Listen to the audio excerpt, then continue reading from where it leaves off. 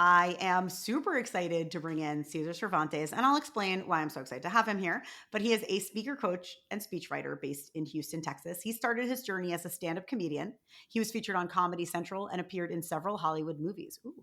He then taught comedy classes in the theater department at Colorado College before becoming a professional speaker, teaching people how to develop deeper connections using humor. Cesar has served as a speaker coach at multiple TEDx locations across 3 continents.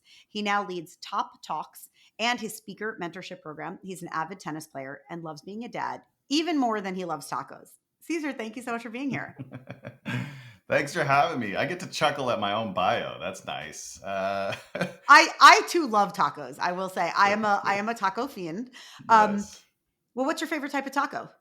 Oh, you can't. To me, tacos are food. It's not as though like, oh, here's one that's the most special. But I would say any tacos that my mom make, yeah, Oh. those are top of my list. Well, now she'll have to listen to this episode because she got a compliment right off the bat. And so for the listeners here, so I'm really excited to have Cesar on because I worked with Cesar to get my TEDx talk. And actually, I'll share a little bit more about the process as we get into that. But I was so excited to share because I feel like I learned a lot from going through the process of applying for TEDx talks, writing the script, training for the speech. And, as listeners know, I do paid keynotes, but it's very different. A TEDx talk is totally different. And so it was really a big learning process for me throughout. And I thought I only have people on. If I work with someone, I have them on my show, it's because I like them. But I thought Cesar really brought so much expertise and is very supportive, but also really straightforward and was incredibly helpful. And I got off the stage at the TEDx and was like, I crushed that. And you did. Yeah. So thank you. And Caesar actually happened to be the MC of my TEDx talk also. So anyway, that's a little context for people. So Caesar, first, I just want to jump into how did you get into becoming a speechwriter, someone who trains people for TEDx? Like how did you get there? Yeah, so we got a little taste of that in the bio, but basically, I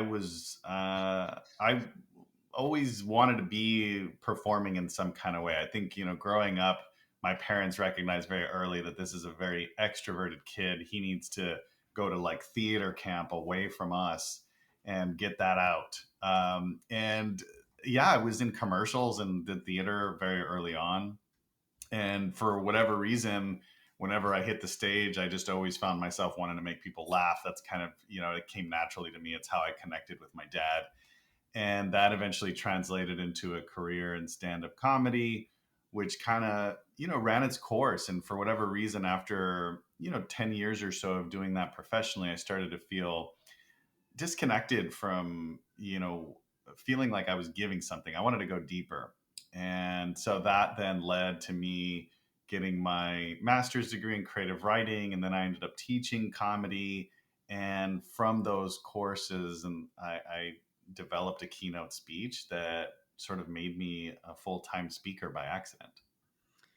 I love that. And Caesar and I have one thing in common where I think that we both kind of have our own businesses that are very fulfilling, that we get to help people. And I think we have that in common where we got to take things that we liked and enjoyed and are Yeah. good at and are building it in this other way, which is very exciting and challenging sometimes. Yeah. I have a question for you. What do you say when people come to you and they want to be out there more, but they feel they're not a good speaker or they're not good on stage? Yeah, I would say that sometimes, well, first of all, I would say you're probably being overly critical of yourself. That's just something that we do naturally, but we all also want to get better, and you want to get training and understand like how do I get better? It's something that's a skill that you can develop.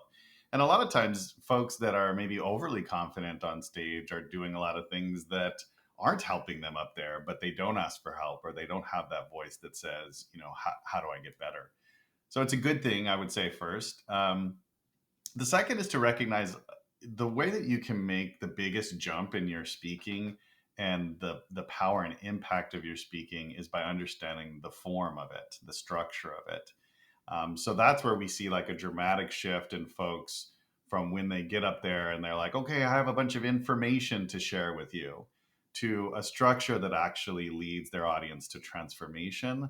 Then you can start, kind of getting into the nuances of delivery and all of that kind of good stuff. But that's what I would say initially. Awesome. I want to get into landing a TEDx and delivering a TEDx. So before we even get into the tips of that, when people want to get a TEDx, how does it help their career, right? So for someone who's interested in a TEDx, how does it help their larger career or their speaking career? Yeah. It depends on what your goals are, but I would say first of all, if it's an amazing platform and it carries a lot of credibility and weight with it. And if you deliver an amazing talk on that platform, it's a short form video that can go viral that you can use the assets from for a lot of different things, right? The photos, the video, you can chop that up, you can use it as social media posts, you can use it in your speaker reel, you can use it on your website, you put it in your email signature. It sort of makes its own gravy, and I think I have a book, I love books, but a book isn't going to move the way that a link can move, and people frankly are more likely to watch your short TED talk than they are to read your whole book. That doesn't mean you shouldn't do both, but that's kind of the power of the talk. The other thing that can happen is that TED can elevate and choose to promote your talk. And that happens to a lot of my clients where they're selected as a TEDx editor's pick, or they're elevated to like full TED status where they're like the TED talk of the day and it goes up on their podcast and to their whole email list. And so you have to leverage it at the end of the day. But the beauty of it is that it has a platform and a community already built in. I love that. So what are your biggest tips for landing a TEDx talk? Yeah, so this is the difficult part for a lot of folks because one is that they don't quite understand what how TED is different from other kinds of speaking. And it's not the same thing as the talk itself, right? The process of getting selected is more of a pitch than it is sort of like, here's the fullness of my idea and my entire life's work, right? um, and the language is kind of different. So what you want to focus on is really the problem that you're solving, and lean into your primary credibility, like what is truly your expertise. um, what TED doesn't want is like motivational style speaking, and it's not to say that there's anything wrong with motivational speaking. I mean, that's usually the biggest kind of pocket that people are getting paid to speak in is motivational. But TED differentiates themselves as idea driven. And so what I would say, the better way to think of that, because idea can start to get like, oh gosh, what does that even mean? Think about a problem that you can help people solve in 10 minutes and truly create some transformation and an aha moment. And so that's what I would say, is that that's where most people get it wrong. um, and you need to be able to distill your idea down into a single sentence. If you can't do that yet, then you're not ready. And so that's what I would say. Get ready. I like your idea of I do agree with you that the big idea feels weighty, and I think the corollary, the metaphor to what I do is when I say building a personal brand feels very overwhelming. Mm, It's like a brand is a Nike shoe, a brand is Domino Sugar, and it feels very heavy. But if I say no, put your opinions out there, put out your professional perspective, someone's like, oh, I have that. So I like the idea of it's the problem and here's the solution and here's the one thread, which I love. And talk to me about one thing that I did not realize about the TEDx is it's competitive. You have to apply a lot to yeah. get it. So take us a little bit through what it looks like for someone going through it. Yeah, so I think the idea, with so TED is sort of the parent company, and TEDx is the accessible way in which you can apply, right? And the idea from TED is that they wanted to be able to spread um, their network and the way in which ideas can get out there. And to do that, they have to empower other people. They have to give away um, their power, so to speak, to and license people to host events that are then kind of more local based. It doesn't mean that you can't apply to anyone anywhere. Some of them will say, "Oh, we're only looking for local speakers," and then some open it up to everyone. But the idea is that whatever you're speaking about is applicable to the community and can help the community. And so when you think about it in that way, you want to think, all right, what is it that I'm giving? What is it that I can share into this particular location as well that will align? And so you want to focus, of course, on the ones that are local to you, but then you can expand and apply out. And most people just kind of, submit a few applications here or there, and then they'll say, well, I didn't get it, so I must not be TED worthy. But the truth is, there's so many variables involved. And at the end of the day, because they're independently run, they're also very subjective. And so to take any, those rejections as any sign of like, I don't align or it's me or whatever, is a mistake. And it's really just like anything else. You need to be persistent and communicate your idea effectively. So we talked about, okay, the value of getting a TED, how to land a TED. Talk to me a little bit about how to deliver a TEDx talk. And I know we'll talk about keynotes after, because I do Yeah. think TEDx and keynotes are different. So talk to me about landing and delivering a TEDx talk that is awesome. Yeah, so once you've landed it, right? There's usually a process that they go through, and they're like, "Hey, you've been selected. Now you've got a couple of months to pull it together." And then some offer support, some don't. And once you've got it, then you have to create the talk and get it ready. Hopefully, you've already got some things in the work. You've got a draft. You've communicated the idea, so you're at least that far along. The next thing you want to do is create a really strong outline so that you can see and know exactly what you're communicating and how you're going to help people arrive. When I write a speech, it's not typical to start at the beginning. And what you want to do is start in the heart of it, the body of the talk, which is really where you're sharing the arrival of your solution and how you came to your solution. And you want to know that what you're providing has great foundation. And then you can start piecing together, how do I want to come into this and how do I want to close? And that closing should bring us back to the beginning in some way. Or that's a really it's a good tool to have, because there's an intentional thread that runs through the whole talk, and I happen to believe those are the most powerful. So that's how you begin. Now there's a lot of work on the delivery and all that kind of good stuff that we could get into, because it is different than when you go to present at a job, or maybe you've got a speaking gig coming up. You may not be memorizing that verbatim, and you probably shouldn't in some ways. But a TED talk is recorded, right? And you have to submit a script, and you really have to nail the lines that you want to nail. So the way that I like to communicate that is that you need to be beyond memorized. You need to own it so that you can be fully present in that moment. I have been sharing this story, which is both flattering to you and unflattering. Just kidding. But that I felt I had been working on my TEDx with Caesar, and then like a week before, I've been like, okay, like I'm memorizing it, and I'm a fast talker, so I was like slowing it down because I was memorizing it. But also, I'm always told that I'm a New York fast talker if I slow it down.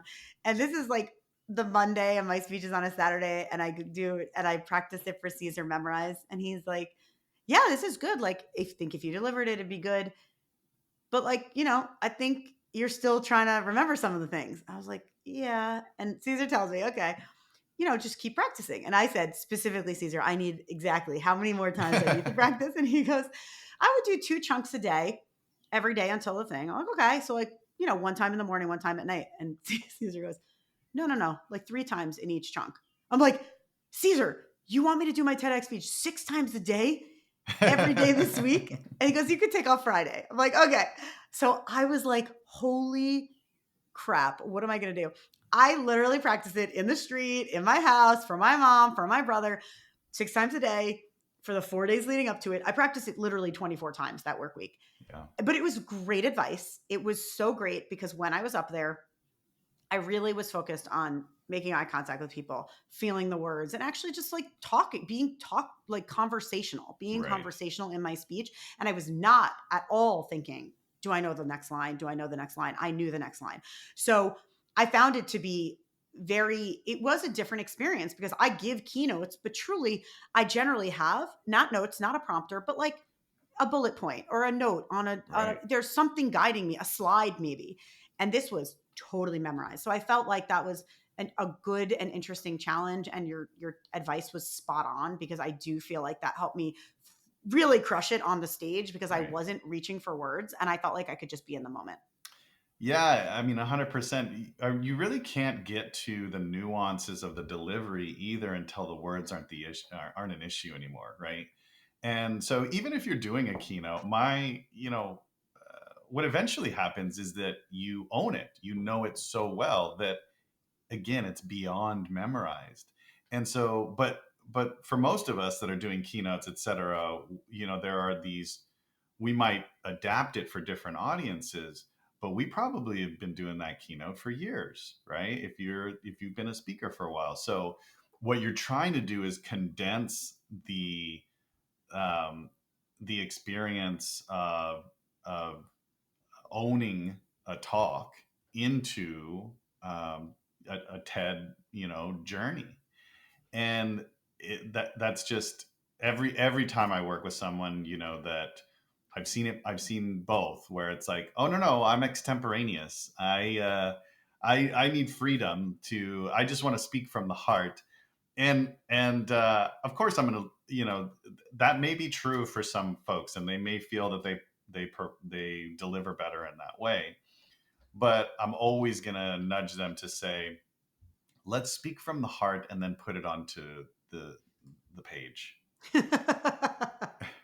and then let's see what it is, and if that's really what we want to say, because a lot of times it's just a way that we've done it, and so we want to go into our comfort zone of how we've done it before. It would be a mistake to try and memorize something, but then not give the full time into actually memorizing it so that it's owned and it's beyond memorized. That is trick. That is tough, right? Because then you're on stage, you're nervous, and you're trying to remember the words. You're not present.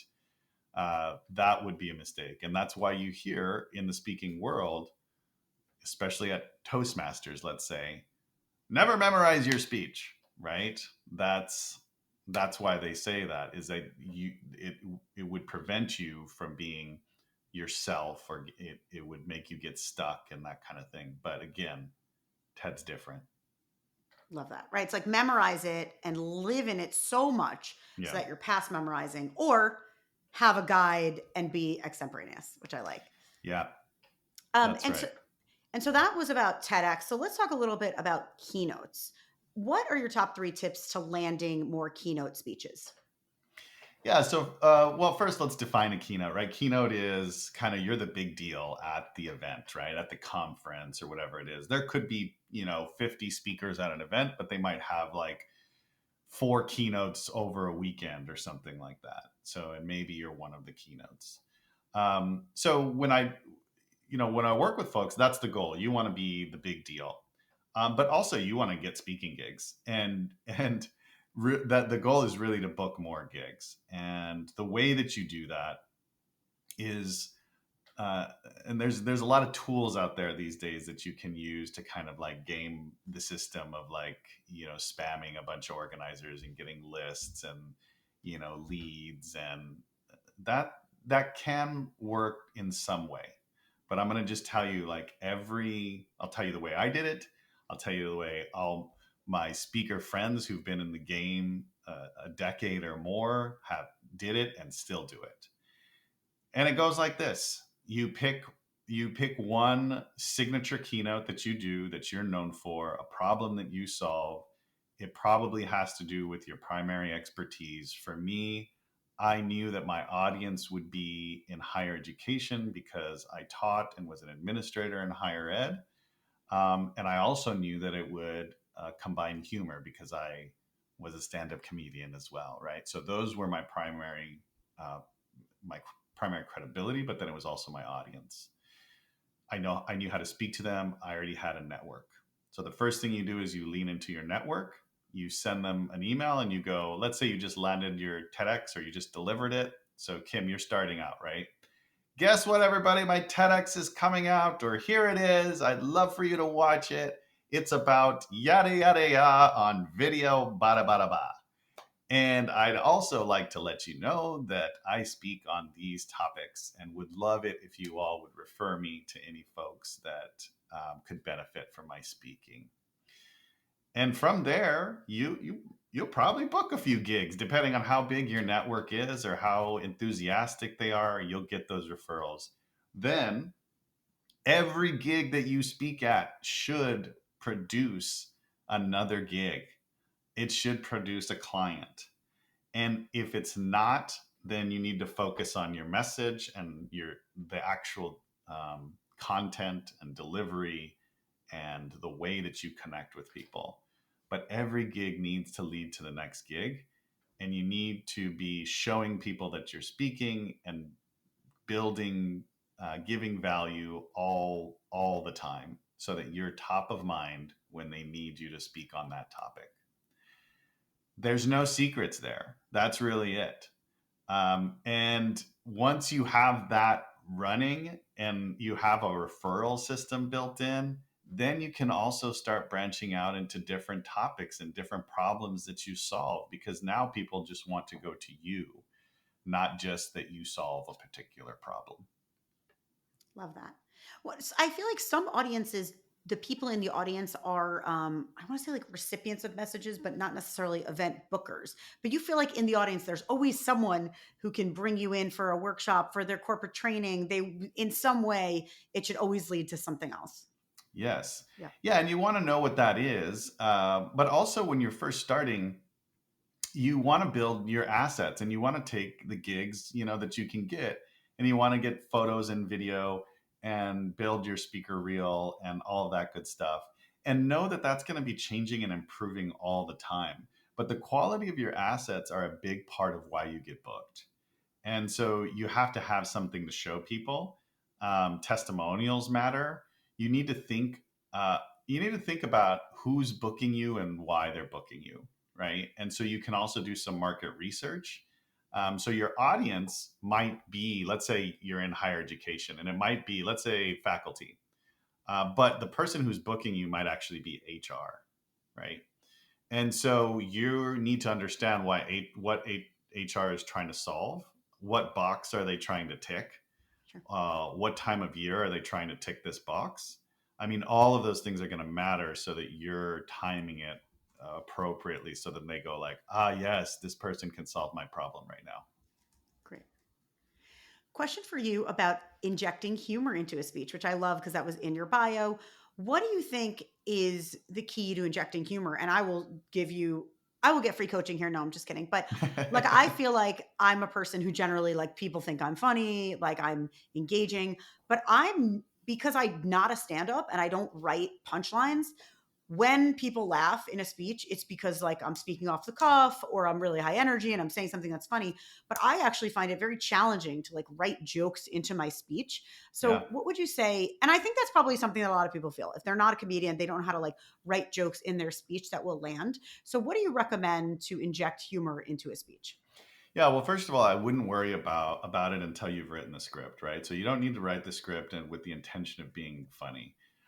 What you do is overlap and look for those moments where you can add humor, and you want them, in appropriate places, and hopefully a few throughout the talk, right? So that it breaks it up a little bit. It also depends on your natural sense of what's funny and like who you are. So Sean Aker, for example, has this amazing TEDx talk, and he's very, very gifted I mean, I would call him a comedian, even though he's not. I mean, if you go watch his TEDx talk, there's a joke probably every 30 to 40 seconds. And it flows beautifully. It's done really well. But most people aren't going to be injecting that much humor and don't have that sort of, natural way about doing it. When we say like, oh, when people laugh, it's sort of accidental, all that means is that you don't know why something is funny.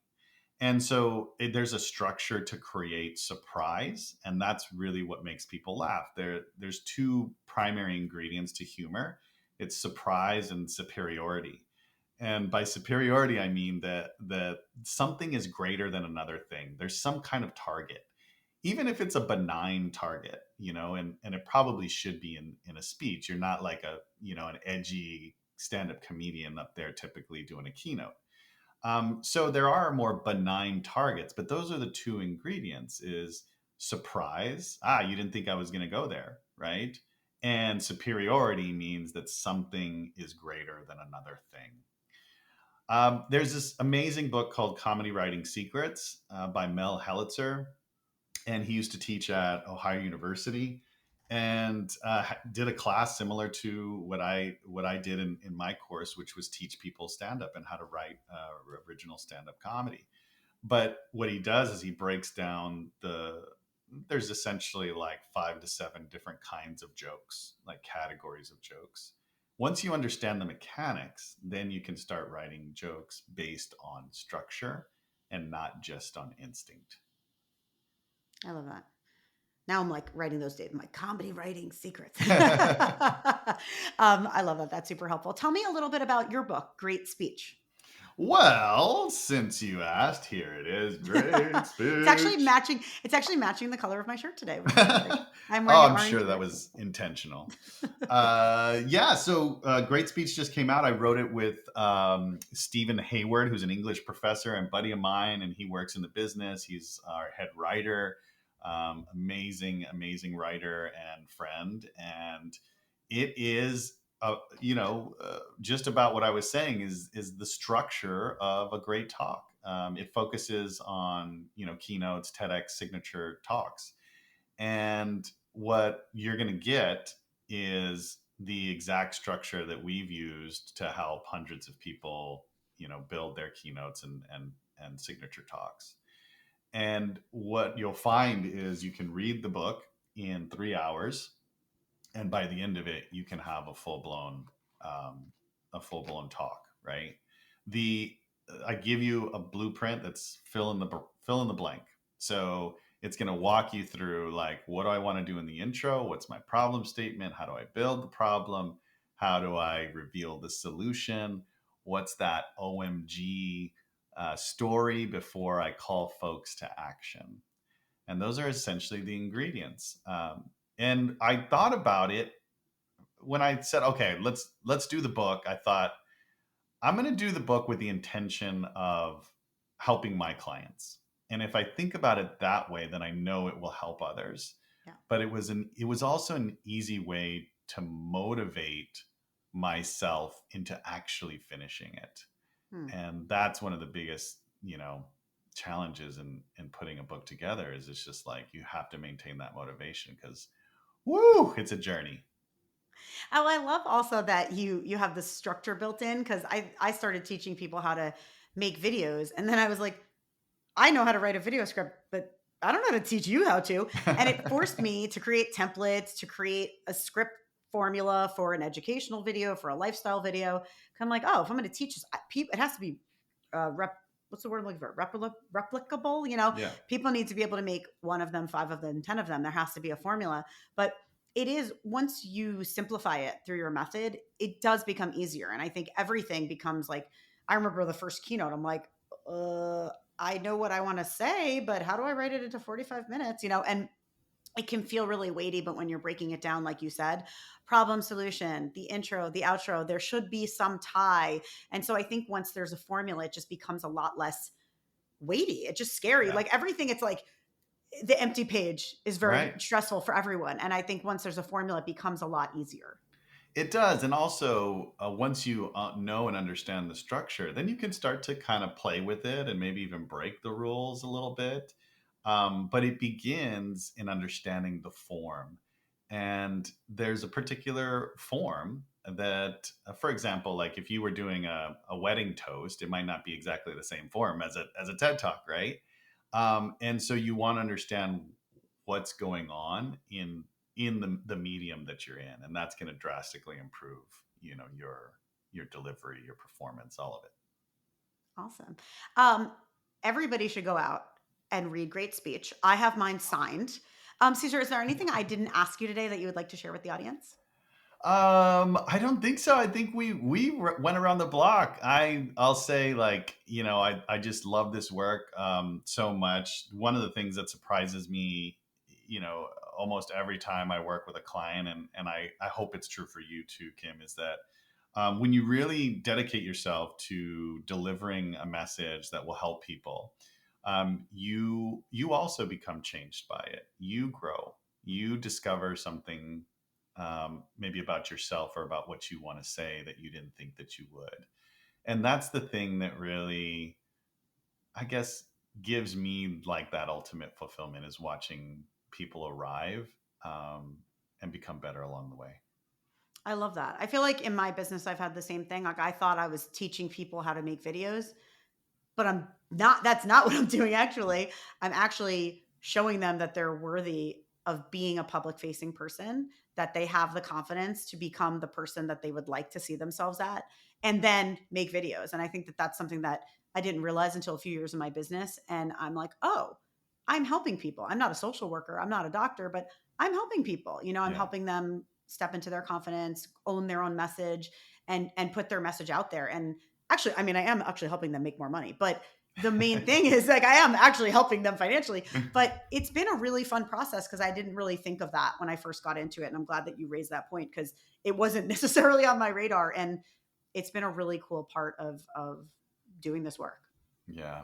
Yeah. There's a lot of overlap in who we help and what we do. And so, yeah, Kim, I'm so proud of you. I can't wait to see your talk go live Me and too. just share it with the world. You did so good.